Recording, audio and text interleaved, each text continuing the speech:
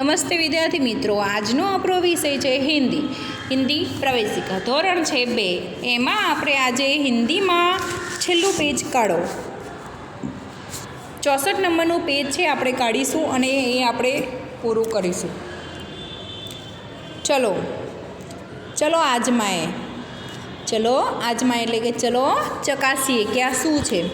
Okay, તો यहाँ देखो, खाली जगह के दिन बहन भाई को राखी बांधती है.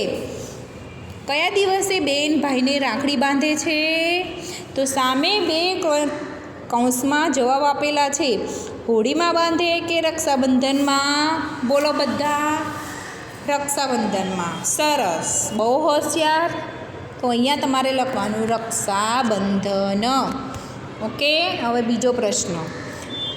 महावीर जयंती खाली जगह का त्यौहार है.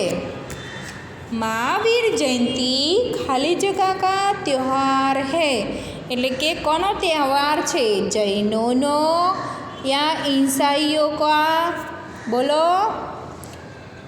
तो महावीर जयंती जैनों का त्यौहार है. किसका? जैनों का. तो यहाँ लिखना है जैनों. तीसरा क्वेश्चन. खाली जगह में बच्चे रंगों से खेलते हैं.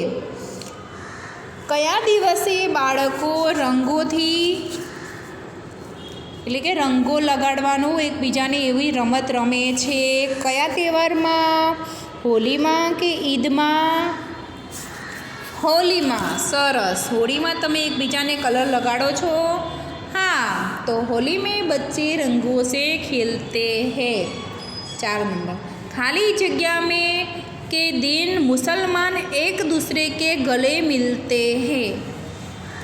जो मुसलमान એટલે કે મુસલમાન લોકો કયા દિવસે એકબીજાને ગળે મળે છે? ક્રિસમસના દિવસે કે ઈદના દિવસે? तो ईद के दिन. कौन से दिन? ईद के दिन मुसलमान एक दूसरे को गले मिलते हैं. अब ये 5वां क्वेश्चन. खाली जगह लोग क्रिसमस का त्यौहार मनाते हैं. કયા લોકો ક્રિસમસનો તહેવાર મનાવે છે? હિન્દુ કે ईसाई? ईसाई. कौन मनावे? ईसाई. तो ईसाई लोग क्रिसमस का त्यौहार मनाते हैं. अब 6ठा क्वेश्चन. दीपावली खाली जगह मास में आती है.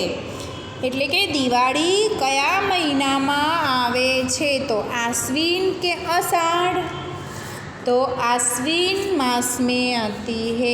दीपावली आश्विन मास में आती है. अब प्रश्न 2. अंग्रेजी वर्ष के 12 महीनों के नाम हिंदी में लिखो. गुजराती में. અંગ્રેજી વર્ષના 12 મહિનાના નામ હિન્દીમાં લખો. આપણા અંગ્રેજી મહિના છે એના 12 મહિનાના નામ તમારે અહીંયા હિન્દીમાં લખવાના છે. તો જનવરી જોઈને લખવાનું છે. જોવા અને વાંચે જવાનું છે, ખાલી લખવા ખાતર લખવાનું નથી. બીજો મહિનો છે ફરવરી, તો અહીંયા લખો ફરવરી. ત્રીજો છે માર્ચ, તો માર્ચ. ચોથો એપ્રિલ. 5મો મઈ, તો અહીંયા મઈ. જૂન, તો જૂન. જુલાઈ, તો અહીંયા લીખો જુલાઈ. ઓગસ્ટ, તો અહીંયા લીખો ઓગસ્ટ. સિતંબર, તો સિતંબર. અક્ટોબર, તો અક્ટોબર. 11મો મહિનો છે નવંબર. और यहाँ है दिसंबर, तो यहाँ दिसंबर. જોઈને સેમ ટુ સેમ લખવાનું છે. પ્રશ્ન 3. તો પ્રશ્ન 3માં गुजराती वर्ष के 12 महीनों के नाम हिंदी में लिखो. અહીંયા હતા અંગ્રેજી મહિનાના નામ અને અહીંયા લખવાના છે ગુજરાતી વર્ષના 12 મહિનાના નામ. તો પહેલો મહિનો છે ચૈત્ર, બરાબર? તો અહીંયા લખો ચૈત્ર. બીજો છે વૈશાખ, તો અહીંયા લખો વૈશાખ.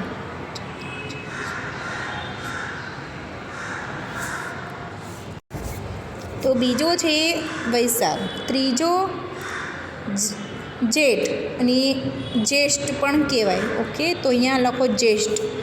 चौथा है अषाढ़, तो अषाढ़। 5 श्रावण, सावन भी बोलते हैं उसको, श्रावण।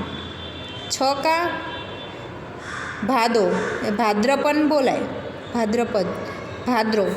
7वां महीना आश्विन, कुआर, आश्विन तो आश्विन। 8वां कार्तिक तो कार्तिक। 9वां मार्गशीर्ष तो अगहन એટલે मार्गशीर्ष। 10वां पौष, पूष भी बोले पौष। 11वां माघ तो यहाँ माघ, और 12वां फाल्गुन तो यहाँ फाल्गुन। ये सारे महीने हमें याद रखने हैं। देखना, ये गुजराती महीने के नाम हमें याद करने हैं, એટલે કે तैयार करने हैं, और ये अंग्रेजी महीने भी हमें तैयार करने हैं, याद रखना है। और ये लेसन में सारे हमें हमारी हिंदी की नोट में कितनी बार, ये 3 बार और ये भी 3 बार लिखना, और ये भी 2 बार। ये हमारा है होमवर्क। એટલે કે તમારે હોમવર્કમાં આ પેજ જે મેં તમને કહ્યું છે કે પહેલો પ્રશ્ન 2 વખત, પ્રશ્ન 2 3 વખત, પ્રશ્ન 3 વખત તમારી હિન્દીની નોટમાં લેસનમાં લખવાનો છે, અને અંગ્રેજી મહિના એટલે કે એ તમારે તૈયાર કરવાના છે। 12 મહિના છે આપણા, કયા કયા છે એ હું તમને પૂછીશ, અને પ્રશ્ન 3ના ગુજરાતી મહિના છે એ પણ તમારે હિન્દીમાં તૈયાર કરવાના છે, એ પણ હું તમને પૂછીશ।